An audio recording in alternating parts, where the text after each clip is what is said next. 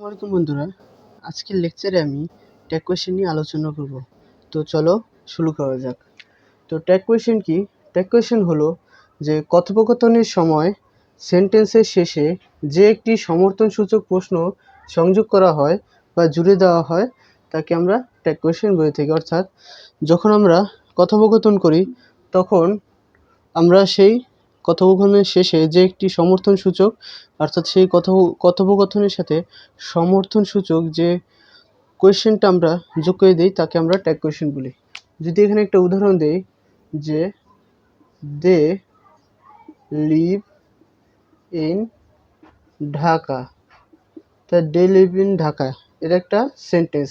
তো সেন্টেন্স শেষে যদি আরেকটা প্রশ্ন অর্থাৎ এই সেন্টেন্সের সাথে সমর্থনসূচক একটা প্রশ্ন যদি আমরা জুড়ে দিই যে দে লিভ ইন ঢাকা যদি লিখি, এটা যেহেতু একটা প্রেজেন্ট টেন্সে আছে সেহেতু আমরা লিখতে পারি ডোন্ট দে, অর্থাৎ তাই নয় কি তারা ঢাকায় বসবাস করে, তাই নয় কি। অর্থাৎ এইভাবে আমরা ট্যাগ কোয়েশ্চেন সেন্টেন্সে ব্যবহার করতে পারি। তো বন্ধুরা, এখন আমরা ট্যাগ কোয়েশ্চেনের ব্যবহারের নিয়ম সম্পর্কে আলোচনা করব। তো প্রথমেই আমাদের কি দেখতে হবে? প্রথমে দেখতে হবে যে সেন্টেন্সটি দেওয়া থাকবে সেই সেন্টেন্সটি অপরিবর্তিত অবস্থায় আমাদেরকে রাখতে হবে এবং তার সাথে একটা কমা যোগ করতে হবে। কমা যোগ করার পরে কিন্তু আমাদের সেই ট্যাগ কোয়েশ্চেন এবং ইন্টারোগেশন মার্ক ব্যবহার করতে হবে। যদি একটা সেন্টেন্স এমন ধরি যে হি ইজ এ বয়, তাহলে এইটা সেন্টেন্স দেওয়া হলো এবং এখানে তোমাকে বলা হলো যে এর সাথে একটা ট্যাগ কোয়েশ্চেন ব্যবহার করো। তাহলে কি হবে? He is a boy, he is a বয়ের পরে কি হবে আমাদের? যে এখন আমাদের কমা বসবে। তো এই অপরিবর্তিত সেন্টেন্স, এই সেন্টেন্সটাকে আমাদের অপরিবর্তিত রাখতে হবে। তারপর এর সাথে একটা কমা যোগ করতে হবে। কমা যোগ করলাম, কমা যোগ করার পরও কিন্তু আমাদেরকে ট্যাগ কোয়েশ্চেন ব্যবহার করতে হবে। অর্থাৎ ট্যাগ কোয়েশ্চেন কি? যে এখানে যে ইজটা আছে, ভার্বটা আছে, সেই ভার্বটা সহকারী ভার্বটা এখানে বসবে। এখানে is, am, is, are, have, has অনেক কিছু বসতে পারে। এগুলোকে কিন্তু আমরা অপারেটর বলবো বা সহকারী ভার্ব বলবো। তখন এটা এখানে চলে আসে, এখানে কি হবে? হি ইজ এ বয়, সে হলো একজন বালক। তাহলে এখানে কি বলা হয়েছে? যে দ্বিতীয় নিয়মে বলা হয়েছে যে পজিটিভ স্টেটমেন্টের সাথে নেগেটিভ ট্যাগ, অর্থাৎ এখানে হি ইজ এ বয় এটা একটা পজিটিভ স্টেটমেন্ট, অর্থাৎ তার সাথে কিন্তু আমরা নেগেটিভ ট্যাগ ব্যবহার, নেগেটিভ স্টেটমেন্ট ব্যবহার করবো। তাহলে he is a boy, isn't he যদি লিখি, he is a boy, isn't he is a boy, isn't he অর্থাৎ তাই নয় কি সে একজন বালক। ইজেন্ট হি তাই নয় কি সে কি বালক নয়? তাহলে অর্থাৎ আমাদের কি খেয়াল রাখতে হবে? যে আমাদের খেয়াল রাখতে হবে যে পজিটিভ স্টেটমেন্টের সাথে কিন্তু সবসময় নেগেটিভ ট্যাগ ঘটছে, আবার নেগেটিভ স্টেটমেন্টের সাথে কিন্তু আমাদের পজিটিভ ট্যাগ ব্যবহার করতে হবে। এবং ট্যাগ কোয়েশ্চেনের সাবজেক্ট কিন্তু সবসময় প্রোনাউন হবে, অর্থাৎ করিম, রহিম, থার্ড পারসন সিঙ্গুলার নাম্বার বা প্লুরাল নাম্বার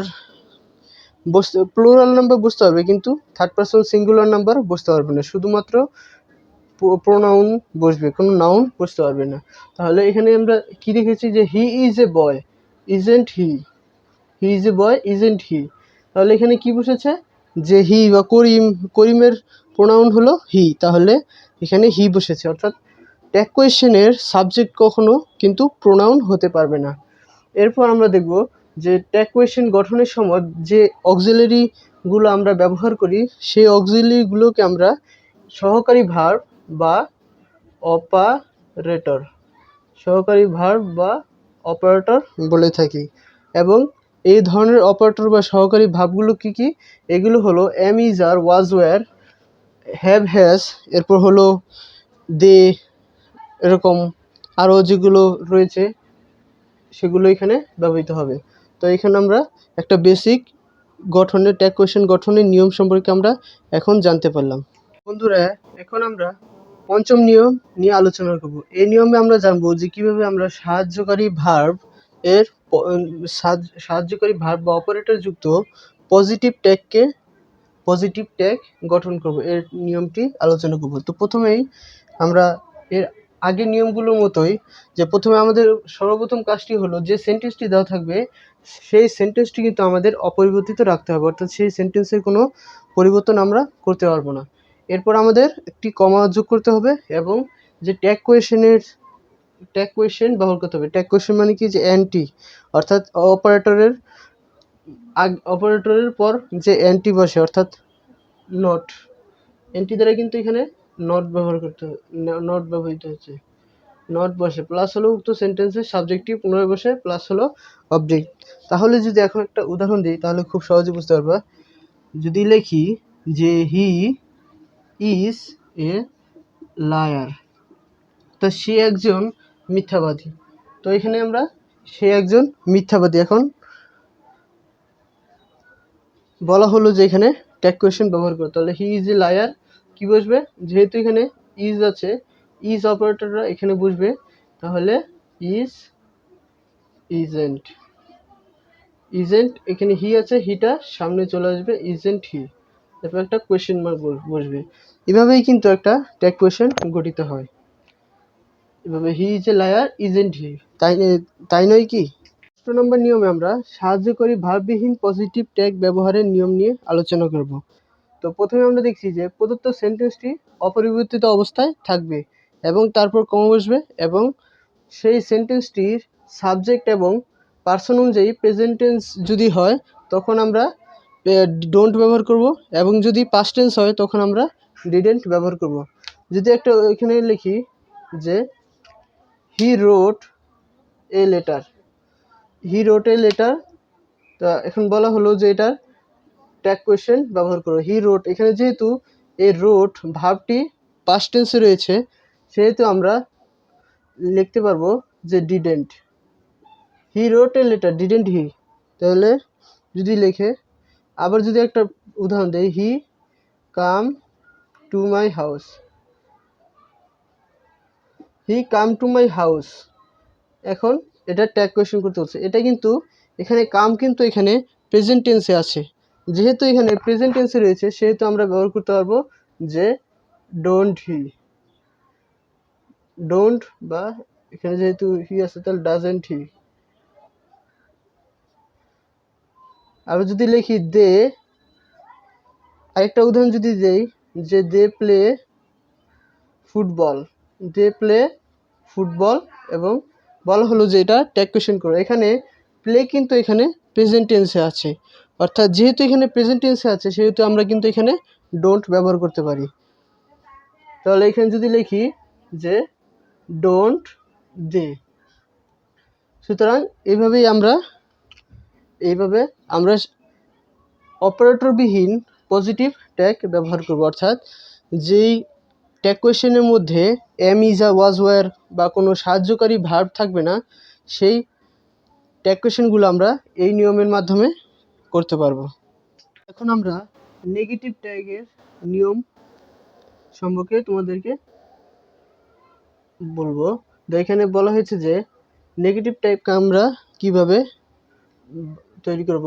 তো এখানে বলা হয়েছে যে প্রদত্ত সেন্টেন্স যদি অপরিবর্তিত বসে, অর্থাৎ যে সেন্টেন্সটি তোমাকে দেওয়া হবে সেই সেন্টেন্সটা যদি অপরিবর্তিত অবস্থায় বসে এবং তখন আমাদের তার সাথে প্রদত্ত যে সেন্টেন্সটি দেওয়া থাকবে সেই সেন্টেন্সটি আমাদেরকে অপরিবর্তিত অবস্থায় রাখতে হবে, অর্থাৎ সেই সেন্টেন্সকে আমরা কোনো টাচ করব না। তার সাথে আমাদের কমা ব্যবহার করতে হবে এবং সাহায্যকারী ভার্ব ব্যবহার করতে হবে। তোমরা সবাই জানো যে সাহায্যকারী ভার্ব কি, যে হ্যাজ, হ্যাভ,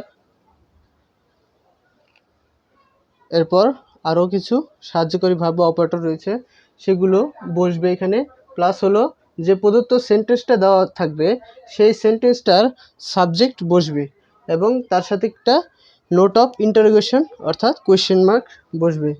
যদি আমরা এখানে একটা উদাহরণ দিই যে he has not done the work,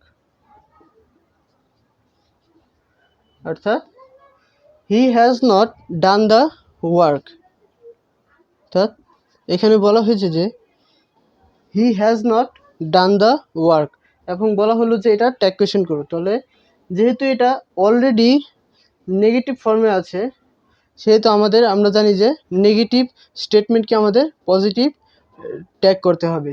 তাহলে হি has not done the work, তখন আমাদের কি করতে হবে, যে এখানে রুলস অনুযায়ী সাহায্যকারী ভার্বটা আমাদের বসাতে হবে। যে কমা ব্যবহার করার পর আমরা এই যে হ্যাজটা আছে, সেই হ্যাজটা আমাদেরকে এখানে ব্যবহার করতে হবে। যদি ব্যবহার করি যে হ্যাজ হি, এরপর আমাদের সাবজেক্ট ব্যবহার করতে হবে হ্যাজ হি, অর্থাৎ he has not done the work, সে কাজটি করেনি, সে কি করেছে, এভাবে প্রশ্ন করতে হলে আমাদের কি ব্যবহার করতে হবে, যে হ্যাজ হি ব্যবহার করতে হবে। অথবা they did not do the work, তাহলে ডিড হি, এভাবে আমাদেরকে এই নেগেটিভ ট্যাগ ব্যবহার করতে হবে এভাবে। তো বন্ধুরা 7 নম্বর নিয়মে আমরা মূল ভার্ব দিয়ে শুরু হওয়া ইম্পারেটিভ সেন্টেন্সকে কীভাবে ট্যাগ কোয়েশ্চেনে রূপান্তর করব তা সম্পর্কে জানব। তো আমাদেরকে পূর্ববর্তী নিয়মের মতোই সেন্টেন্সটাকে অপরিবর্তিত রাখতে হবে, তার সাথে কমা করতে হবে। এরপর আমাদের কী ব্যবহার করতে হবে, won't you, will you, could you, বা ক্যান ইউ, কান্ট ইউ, বা কুড ইউ, এরপর সাথে আমাদের কোয়েশ্চেন মার্ক ব্যবহার করতে হবে। এখানে কিন্তু আমরা অপারেটর ব্যবহার করতে পারবো না, বা কোনো ডিড ইউ বা ডু ইউ বা ডিডেন্ট ইউ এগুলো ব্যবহার করতে পারবো না। তো যদি আমরা দেখি প্রথমেই যে এখানে বলা হয়েছে যে ওপেন দ্য ডোর, অর্থাৎ দরজাটি খুলো। তো এখানে যদি কোয়েশ্চেনটা যদি শ্রোতা রাজি আছে কিনা তা বোঝাতে চায়, বা শ্রোতা রাজি আছে কিনা তা জানতে চায় প্রশ্নের মাধ্যমে, তখন আমরা কী ব্যবহার করব, তখন আমরা ওয়ন্ট ইউ ব্যবহার করব। আবার সেন্টেন্সে যদি এখানে আদেশ করা হয় বা অনুরোধ করা হয়, তখন আমরা কিন্তু এখানে ওয়ন্ট ইউর বদলে উইল ইউ ব্যবহার করব। তো এইভাবে আমরা এই নিয়মটি ব্যবহার করতে পারব। শ্রোতার সম্মতি বা রাজি আছে কিনা তা বোঝাতে চায়, তখন কিন্তু আমরা ওয়ন্ট ইউ ব্যবহার করব, তখন আমরা ওয়ন্ট ইউ ব্যবহার করব। আবার যদি সেই সেন্টেন্সে যদি শ্রোতাকে কোনো কিছু করার অনুরোধ করা হয় বা করতে বলা হয়, তখন কিন্তু আমরা উইল, উড, ক্যান, কুড এগুলো আমরা ব্যবহার করতে পারবো। কিন্তু এখানে খেয়াল রাখতে হবে যদি সেই সেন্টেন্সটি তো বন্ধুরা এখন আমরা 8 নম্বর নিয়ম নিয়ে আলোচনা করব।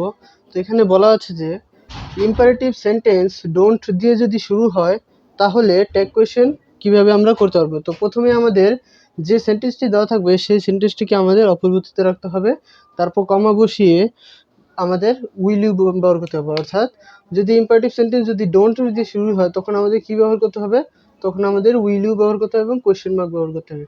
অর্থাৎ যদি আমাদেরকে কোনো একটি সেন্টেন্স দেওয়া হয়, যদি একটা ইম্পারেটিভ সেন্টেন্স ধরি যে ডোন্ট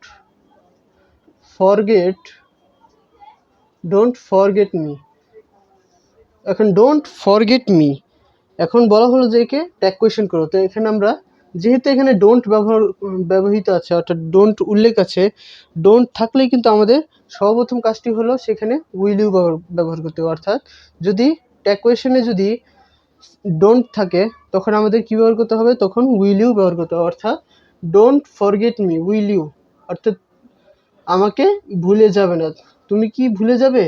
যেহেতু এটা নেগেটিভে আছে, সেহেতু আমাদের ট্যাগ কিন্তু পজিটিভে হবে, পজিটিভ ট্যাগ বসবে। এরপর 9 নম্বর নিয়মে বলা আছে যে ইম্পারেটিভ সেন্টেন্স যদি লেটস দিয়ে শুরু হয়, অর্থাৎ কোনো ইম্পারেটিভ সেন্টেন্স যা লেটস দিয়ে শুরু আছে, তখন আমরা কীভাবে ট্যাগ কোয়েশ্চেন ব্যবহার করব, ট্যাগ কোয়েশ্চেনে রূপান্তর করব। তো সকল নিয়মে একটা বিষয় আমাদের খেয়াল রাখতে হবে, সেটা হচ্ছে যে প্রদত্ত যে সেন্টেন্স আছে সেই সেন্টেন্স নিয়ে কিন্তু আমাদের কোনো কাজ নেই। আমাদের আসল কাজটি হলো যে সেন্টেন্সের শেষে কমা ব্যবহার করে আমাদের ট্যাগ কোয়েশ্চেন করতে হবে। তো প্রদত্ত সেন্টেন্স কিন্তু আমরা কোনোভাবেই টাচ করতে পারবো না, বা প্রদত্ত সেন্টেন্সকে আমরা এডিট করতে পারবো না। তো প্রদত্ত সেন্টেন্সটিকে অপরিবর্তিত রেখে আমাদের একটা কমা ব্যবহার করতে হবে, এরপর আমরা শ্যাল উই ব্যবহার করতে হবে। যদি একটা উদাহরণ দিই যে let us do the work, let us do the work, এখন এটা ট্যাগ কোয়েশ্চেন, এটাকে তোমরা এই সেন্টেন্সটাকে ট্যাগ কোয়েশ্চেনে তোমরা কীভাবে রূপান্তর করবে। তো let us do the work, আমাকে কাজটি করতে দাও। তাহলে আমরা যেহেতু এখানে লেট আস আছে বা এখানে লেট আসের বদলে লেটসও থাকতে পারে, দুইটা একই, এটা শর্ট ফর্মে এখানে লেটস বলা হয়েছে। তো লেটস ডু দ্য ওয়ার্ক, যেহেতু এখানে লেটস যুক্ত আছে সেন্টেন্সটিতে, তখন আমরা টেক কোয়েশ্চেনে কী ব্যবহার করবো, আমরা শ্যাল উই ব্যবহার করতে হবে। Let's do the work shall we. কিন্তু এখানে একটি বিষয় খুবই লক্ষণীয় যে এখানে যদি ইম্পারেটিভ সেন্টেন্সটিতে যদি লেটসের বদলে যদি লেট হিম বা লেট হার, বা যদি এখানে লেটসের বদলে যদি আমরা দেখি যে লেট হিম, লেট হার বা লেট দ্যাম, এগুলো যদি যুক্ত থাকে তখন আমরা কিন্তু এখানে শ্যাল ইউ বা শ্যাল উই ব্যবহার করতে হবে না, তখন কিন্তু আমরা এখানে শ্যাল উই ব্যবহার করতে হবে না, তখন আমাদেরকে উইল ইউ ব্যবহার করতে হবে। অর্থাৎ লেটসের সাথে যদি লেট হিম, লেট হার বা লেট দ্যাম, লেটসের পরিবর্তে যদি ইম্পারেটিভ সেন্টেন্সে লেট হিম, লেট হার এবং লেট দ্যাম যুক্ত থাকে এবং তা যদি কোনো কিছু করার অনুরোধ বোঝায়, তখন আমাদেরকে উইল ইউ ব্যবহার করতে হবে। আমরা শ্যাল উইল ইউ ব্যবহার করতে, আমরা শ্যাল উই ব্যবহার করতে হবে না। যদি লেখা থাকে যে, যদি একটা উদাহরণ দেয় যে let him do the work, তো এখানে কি লিখবে, এখানে লিখবে উইল ইউ। এই সেন্টেন্সটার মানে বাংলা অর্থ কি, যে let him do the work, তাকে কাজটি করতে দাও, অর্থাৎ তাকে কাজটি করতে দাও। এখানে যে শ্রোতা আছে তাকে উদ্দেশ্য করে বলা হয়েছে যে তাকে কাজটি করতে দাও, অর্থাৎ তাকে এখানে ইউ বসবে, এখানে উই বসবে, লেট ইউ, উইল ইউ, অর্থাৎ তাকে কাজটি করতে দাও। এইভাবে আমরা এই দুইটি নিয়মটি সম্পর্কে জানতে পারলাম। এভাবে আমরা খেয়াল রাখতে হবে যে কখন লেটস আছে নাকি লেটাস আছে নাকি let him, let her, let them আছে, এখানে নিয়ম ভেদে কিন্তু এখানে পরিবর্তন হয়ে থাকে। তো বন্ধুরা, এখন আমরা জানবো যে বি ভার্ব যুক্ত এক্সক্লেমেটরি সেন্টেন্সকে ট্যাগ কোয়েশ্চেন করার নিয়ম। অর্থাৎ যদি যে সেন্টেন্সটি দেওয়া থাকবে সেই সেন্টেন্সটি প্রথমে আমাদের সেই সেন্টেন্সটিকে অপরিবর্তিত রাখতে হবে এবং কমা বসাতে হবে। এরপর কিন্তু আমাদের ইজেন্ট বা আরেন্ট বসাতে হবে। ইজেন্ট বা আরেন্ট বসানোর পরে যে আমাদের সাবজেক্টটি বসাতে হবে। অর্থাৎ যদি সাবজেক্ট যদি নাউন হয় তখন আমাদের কিন্তু প্রোনাউন ব্যবহার করতে হবে। যদি একটা উদাহরণ দেই যে হাউ বিউটিফুল শি ইজ, এখন হাউ বিউটিফুল শি ইজ, এটা তোমাকে ট্যাগ কোয়েশ্চেন করতে হবে। তাহলে ইজেন্ট শি, তো প্রথমে আমাদের কি বসাতে হয়েছে যে হাউ বিউটিফুল শি ইজ, এখানে ইজ করলে এখানে ভার্বটা, তাহলে ভার্ব এখানে বসাবো। ভার্ব বসানোর পরে আমাদেরকে কি ব্যবহার করতে হবে, ভার্ব বসানোর পরে আমাদের যে নট ব্যবহার করতে হবে। যেহেতু এই সেন্টেন্সটি পজিটিভে আছে, যে পজিটিভ থাকার কারণে আমাদের ট্যাগ কোয়েশ্চেনটি কিন্তু নেগেটিভ হবে। তাহলে ইজেন্ট বসবে, তারপর এই যে সাবজেক্টটি আছে সেই সাবজেক্টটি আমরা এখানে বসিয়ে দেবো। How beautiful she is, isn't she, অর্থাৎ সে কি বিউটিফুল নয় বা সে কি সুন্দর নয়। যদি আবার লিখি যে what a beautiful cat it is, what a যদি লিখি যে what a beautiful cat it is, তখন কি বলবে, যে ইজেন্ট ইট, অর্থাৎ what a beautiful cat is isn't it, এখানে ভার্বটা আছে, ভার্বটা চলে যাবে, তারপর ভার্বের ট্যাগ হবে, এরপর যে ক্যাটটা আছে, ক্যাট এখানে বস্তুবাচক হয়, এখানে যেহেতু জেন্ডার নেই সেহেতু আমরা ইট ব্যবহার করবো, ইজেন্ট ইট। তো এইভাবে আমরা এই 10 নম্বর নিয়মটি ব্যবহার করব। বন্ধুরা, 11 নম্বর নিয়মে এখানে বলা হয়েছে যে মূল ভার্বযুক্ত এক্সক্লেমেটরি সেন্টেন্সকে ট্যাগ করার নিয়ম। অর্থাৎ সেন্টেন্সটি যদি মূল ভার্বযুক্ত হয় তখন আমরা সেই এক্সক্লেমেটরি সেন্টেন্সকে কীভাবে ট্যাগ করব। তো প্রথমে আমরা দেখছি যে প্রদত্ত সেন্টেন্সকে অপরিবর্তিত রেখে আমাদের কমা ব্যবহার করে আমাদের ডোন্ট, ডাজেন্ট বা ডিডেন্ট ব্যবহার করতে হবে। এরপর সাবজেক্ট বসবে। যদি একটা লিখি হাউ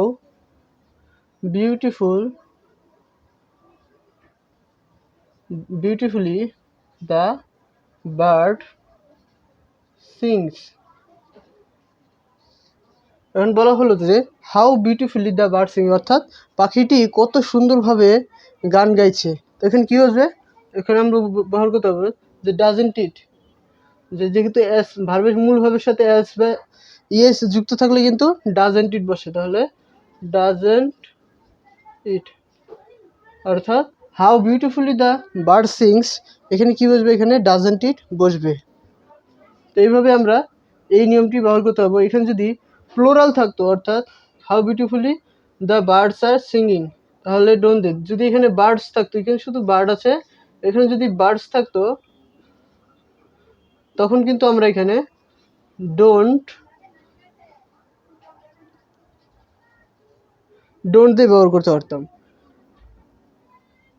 আবার যদি এখানে যদি স্যাং থাকতো, যে হাউ বিউটিফুলি দ্য বার্ড স্যাং, অর্থাৎ পাস্ট টেন্স হবে, সিং এর past form, past participle form, তখন আমরা কী ব্যবহার করতে পারতাম, তখন আমরা ডিডেন্ট ইট ব্যবহার করতে পারতাম।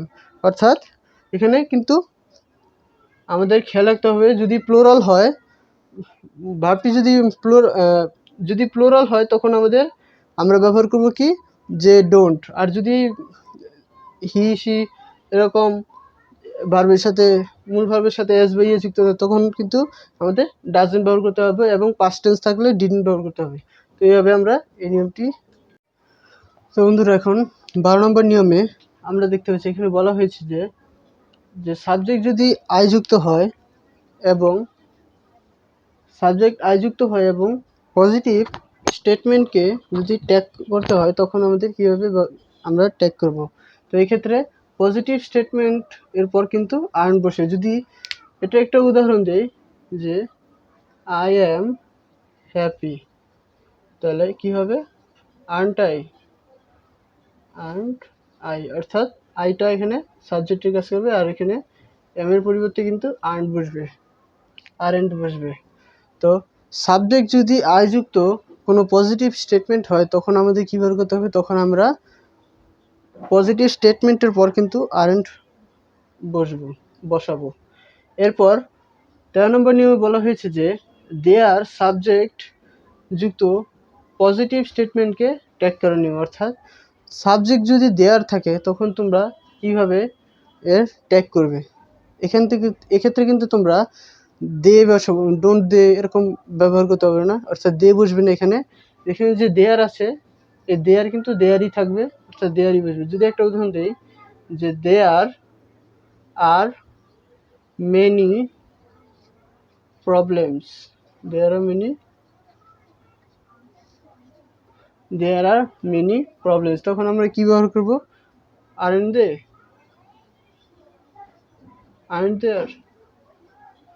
অর্থাৎ দেয়ার আর মেনি প্রবলেমস, এখানে কী বসবে, যে দেয়ার আর মেনি প্রবলেমস, তাহলে এখানে কিন্তু যে আরেন্ট দেয়ার বসবে।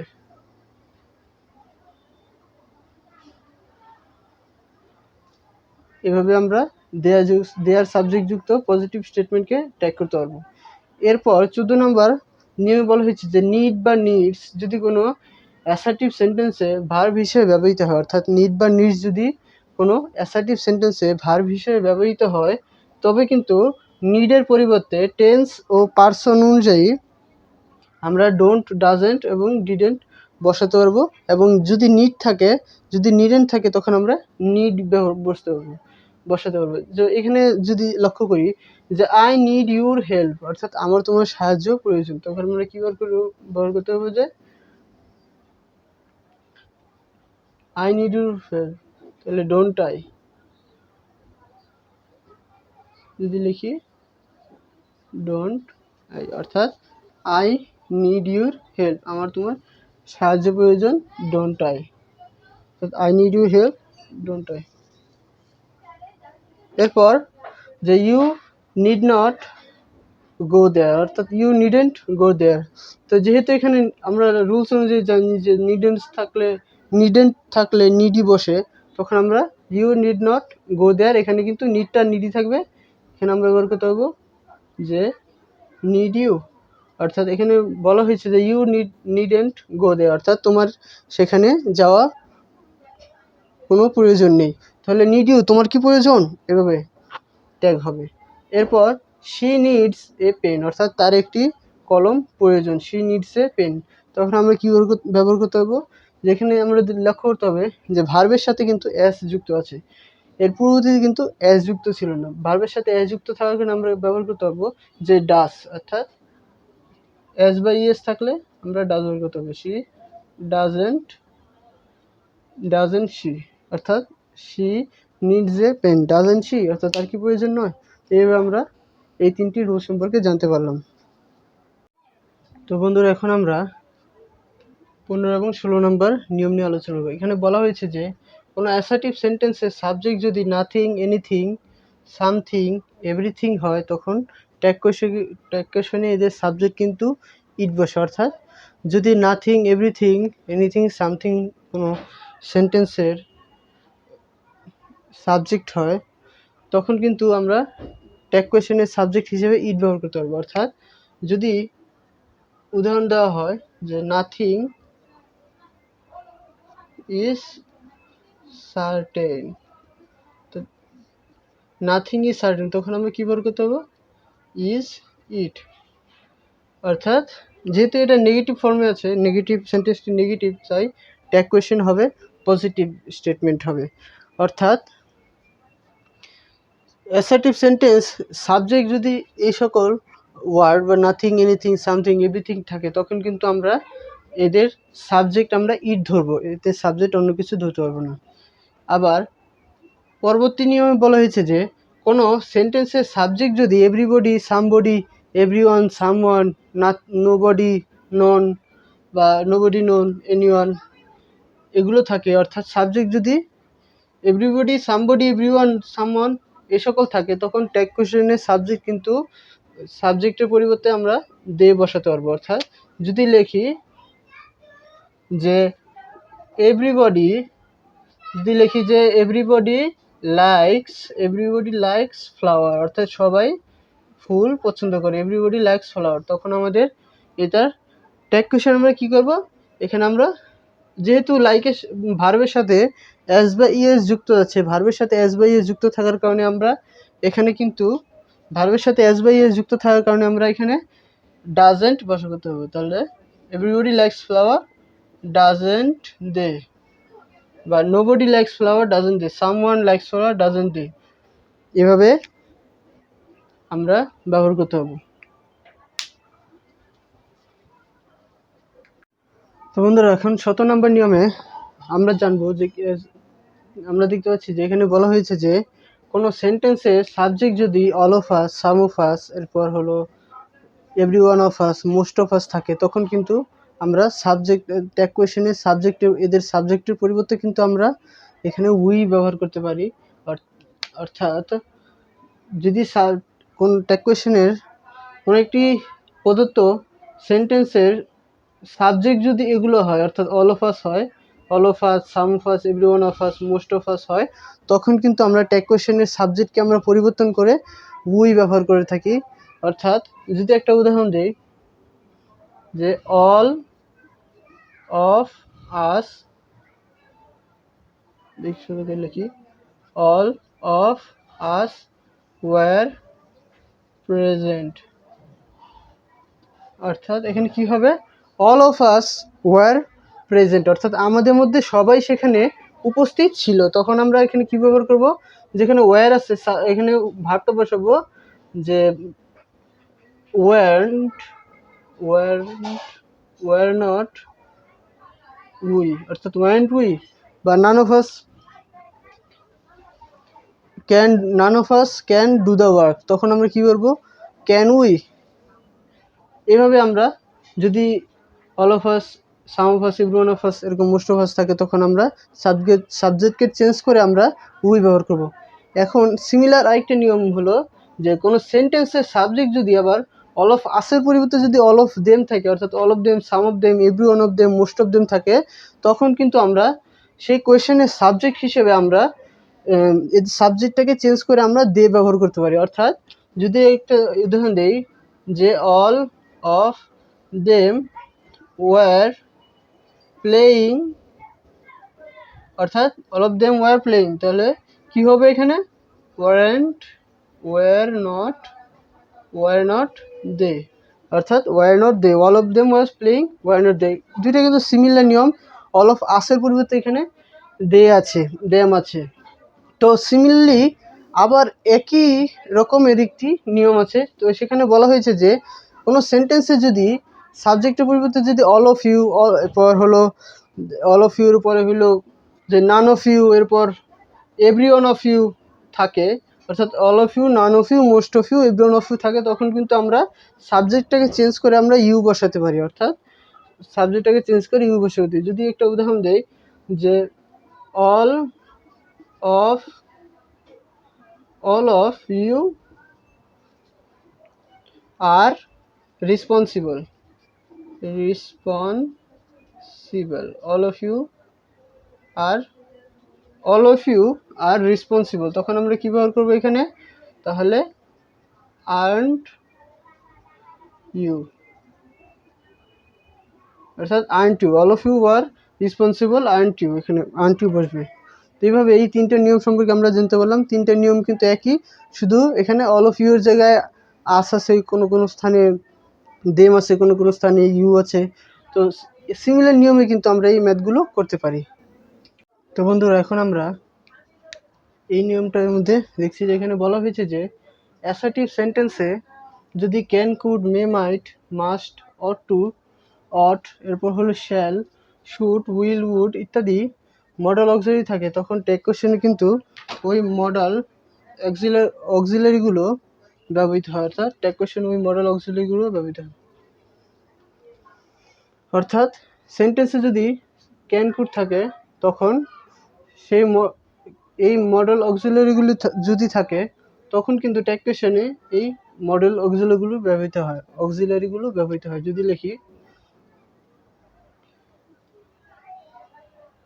সাম of you can play the game, তাহলে কি হবে এখানে, some of you can play the game, অর্থাৎ এখানে ক্যান রয়েছে, তখন আমরা কি ব্যবহার করতে পারবো, যে আমরা ব্যবহার করতে পারবো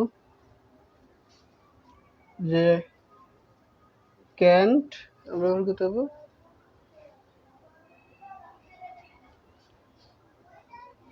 ক্যান্ট ইউ ব্যবহার করতে পারবো, অর্থাৎ some of you can play the game. এরপর আমরা দেখবো যে কোনো সেন্টেন্সে যদি ভার্ব যদি টু হ্যাভ থাকে, অর্থাৎ have to, has to, had to থাকে, তখন এরকম যদি থাকে, তখন আমরা কি ব্যবহার করব,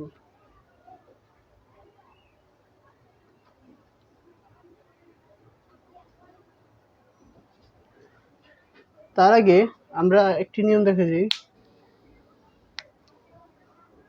যদি লিখি ইউ, একটা উদাহরণ দিই এটার, তাহলে ইউ মে পাস টুডে, অর্থাৎ ইউ মে পাস টুডে, তুমি আজকে পাস করে যাবে, তাহলে কি বসবে এখানে, মেন্ট ইউ।